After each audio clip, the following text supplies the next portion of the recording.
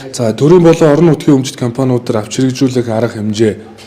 За Монгол Улсын засгийн газрын барьж байгаа бодлого бол маш ойлгомжтой. Төр хувийн хвшилтэй өрсөлдөхгүй. Илүү хувийн хвшлийг дэмжих, зарим үйлчилгээг аутсорсинг хэлбэрээр шилжүүлэх, менежментийн гэрээ байгуулах, за оролцоог нэмэгдүүлэх чиглэлээр ажиллаж байна. За энэ хүрээндээ яг энэ бодлогоо тусгасан төрийн болон орон нутгийн өмчит компаниудын бүтээн засаг лилдод байдлыг сайжруулах хуулийг Улсын их хурлд өргөн мэдүүлсэн. За одоо нийтийн өмчийн тухай хуулийг Улсын их хурлд өргөн мэдүүлэхээр бид ажиллаж байна. Эх 7 хоногийн засгийн газрын хуралдаанд танилцуул. Ингээд өмч эзэнтэй компаниуд нь буюу төр ямар салбарт орохын алимт нь орохгүй мэй гэдэг шийдвэрлэв. Тэгэхээр энэ хуулийн хүрээнд бид нар ямар авч хэрэгжүүлж байгаа вэ гэхээр 123 төрийн өмчит компани байгаа гэж ярьдаг мөртлөө улсын төсвүүд үйлдвэрийн газар, аж ахуйн тооцоод үйлдвэрийн газар, орон нутгийн өмчит үйлдвэрийн газруудын тоо нийлээд 800 гарсан. Их том тоо. Тэгэхээр энэ хуулийн хүрээнд бол ерөөсөө компани бол алдагдaltaгүй ажиллах ёстой, ашигтай ажиллах ёстой, бүтээмжтэй байх ёстой, жил ирэх тусам эсвэл алдагдлаа буруулах ёстой. Үгүй бол татан богдох ёстой. Гэдэг ийм зарчим нөгөө талаасаа нийтийн үйлчлэгээний байгууллага гэдэг тусдаа статусыг бий болгох хэрэгтэй. Жишээ нь засгийн газрын автобаз дээр ямар асуудал үүссэн бэ гэхээр за өнгөрсөн засгийн газрын үед засгийн газрын автобазыг аж ахуйн тооцоод үйлдвэрийн газар болгосон. Тэрс өөрлөө орлого олоод цалингаа тавь гэж шаардахаар тэр компани тэр улсын төсөв үйлдвэрийн газар өөрсдөө байгаа машин тэргийн түрээслүүд түүнээсээ цалин цавууга тавих ажил руу анхаарал хандуулж эхэллээ. Гэтэл одоо энэ автобаз дээр чинь хуучны хэдэн машин л байна шүү дээ. Тэр машинуудыг засаж засварлах. За тэгээд одоо ингээд бүсийн зөвлөгөө, хурал зөвлөгөөнүүдэд энэ төрийн албан хаагч нарыг үйлчлэх энэ үйл ажиллагаануудаа явуулах гэхээр нэг гараар нь та нар төрдөө үйлчилгээд нөгөө гараараа та нар орлого бол цалингаа тавь гэдэг бахаар ийм үйл ажиллагаа ороод эхэлт юм. Тэгэхээр энэ бол өөрөө буруу бодлого. Засгийн газарт хэрвээ төрд хэрвээ за нэг 50 машин ч юм уу 100 машин байгаа бол үүнийг төсөөсөөс санхүүжүүлээд тэр 50 машинаа аваад явах нь төрийн үүрэг. Болохоос биш хувийн хвшилтэд оролцоод нэг гараар нь ашиг орлого олж шахах бол утгагүй.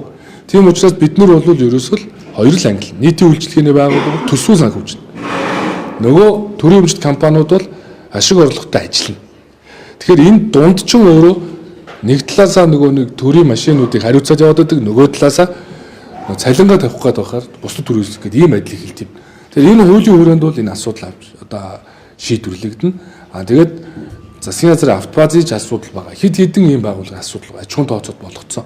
Энийг бид нар нэгтгэсэн байдлаар статусыг нь өөрчилнө. Энийг хууль хүлээх шаардлага байхгүй. Статусыг нь өөрчлөөд эх оны төсөвдөр за автобазыг хариуцж байгаа хүн автобазад нэг 60 машин байдаг бол наа 60 машиныхаа эвдрэл гэмтлийг өөрөө хариуцаад энэ төсвийн хүрээнд хүнийхээ цалинг тавиад ажил гэдэг ийм зарчмаар. Жишээ нь зарим үйл ажиллагаан дээр хувийн хвшил 100% шилжүүлчих гэхээр нөгөөд нь хувийн хвшилтэй ашиггүй учраас төртөө оролцож ажиллахыг хүсдэггүй салбарууд байдаг.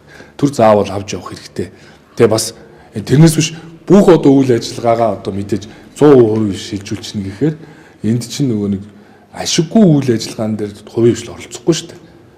Тэгэхээр зарим үйл ажиллагааг бол нэг 10 хүн цалинжуулаад за тэгээд эвдрэл гэмтлээ өөрсдөө хариуцаад машин дээргээ төрийнхөндөө үйлчлүүлэх нь хувийн хвшлийн компаниудтай гэрээ хийгээд машины түрээслэнс хэрвээ хямд зардалтай байна гэж тооцсон бол зарим үйл ажиллагаан дээр бол зайлшгүй юм төсвөө санхүүжих юмнууд бол байдаг.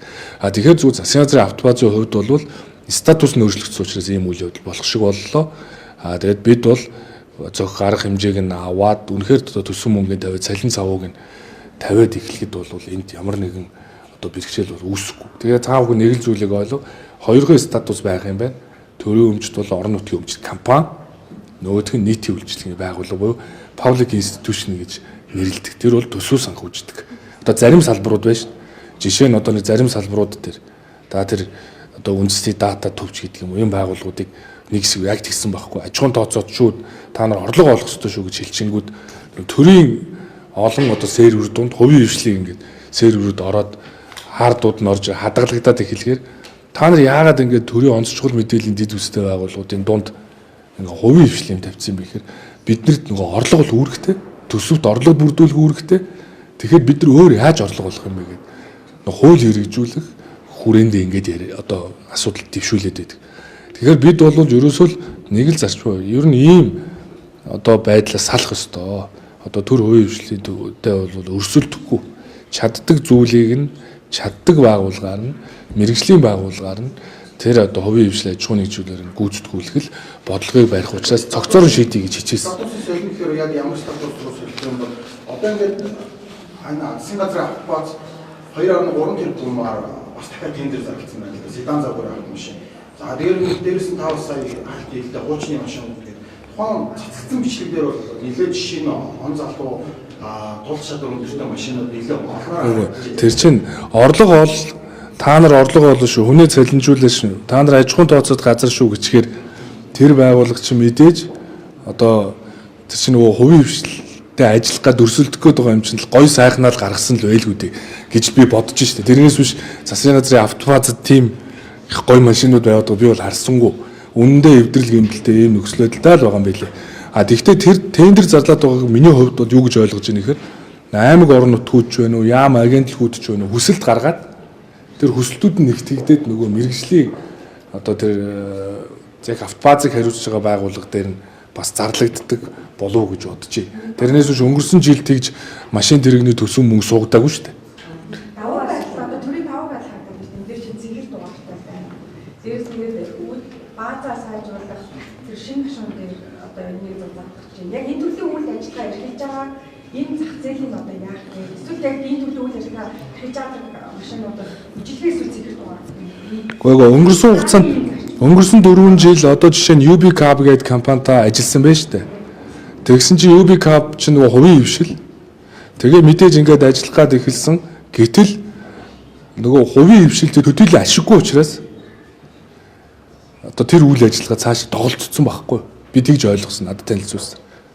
Нөгөө хувийн хвшилтэй гэрээлээд ажилласан чинь хувийн хвшилтэй ашиг орлого бүрдээд ингээд хин хиндэ хож биш учраас тэр чинь хувийн хвшил цаашаа сонирхолгүй болчлоо шүү дээ ажиллах. Тэгээд нөгөө хуучин хэдэн машинтайгаа нөгөө засгийн бааз ч үлдчихэж байгаа үстэй. Тэгэхээр тэрий чинь бид нар цаашаа ингээл хөгжүүлж гин эсвэл одоо томруулж гин гэхээс илүүтэйгээр байгаа хэдэн өмчөө үр ашигтайгаар эвдрэл гэмтлийн одоо засаж засварлаад сайжруулад явах хэрэгтэй байхгүй. Тэгэхгүй төрчин өөрөө өмчөө өөрөө одоо яг хин эзэн болцсон. Тэр төрийн өмчийг одоо бид нар бусдад яаж ашиглуулах, бусдад яаж түрээслүүлэх юм.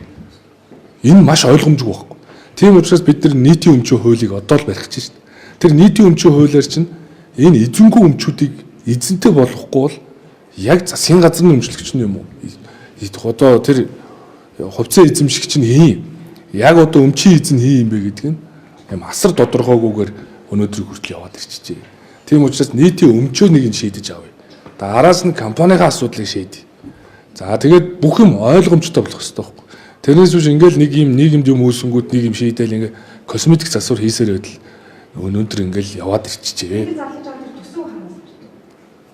За ямар ч үсэн миний мэдж бол энэ жил бол машин тэрэг авах тийм зардал мөнгө одоо тийг тухайлан бол суулгасан зүйл байхгүй. Зүгээр бусад яамдууд, агентлагууд, одоо аймаг орон нутгууд хэрвээ хүсэлт гаргаад те одоо ингээд машин тэрэг авах дээр нь ажиллаж байгааг үүсэхгүй би мэдэхгүй байна. Тэгэхдээ зүгээр ер нь бол машин тэрэг авах тийм зардал чирэгдэл суулгасан юм огт байхгүй.